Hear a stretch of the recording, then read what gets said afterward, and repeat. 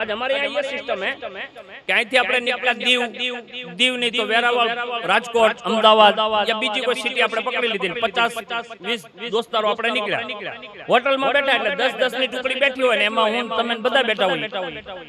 તો જે બિલ આવે ને તો કે ભાई તમે રહેવા દો બરકાતી સાહેબ દી કે બીજા ભાઈ કે નહીં તમે રહેવા દો બરકાતી સાહેબ હું દઈ દઉં આપણે દઈને એક બીજા દોસ્તારોનું બિલ દઈ આપણે બધે બિલ દઈ દોસ્તારોમાં દઈએ આટા મારવા જઈએ દઈએ આઈને નાઈને આટા મારતા હોય દુકાનો ભેળા થઈ ગયા તો કે આલમિયા બાપુ લો ને ठंडा नहीं बापू लो ने ठंडा फलाना भाई लो ने ठंडा सबको ठंडा पिलाया बिल मैंने पे किया आपने पे किया અને ઘરવાળી એમ કે ને કે वो आटा फूट गया है तो 100 रुपया तो कि तेरे बाप का नौकर हूं अरे ओला ने जे 1000 रुपया નું પીવડાવી દીધું ને ઈ તારી ઉપર ફરજ નતું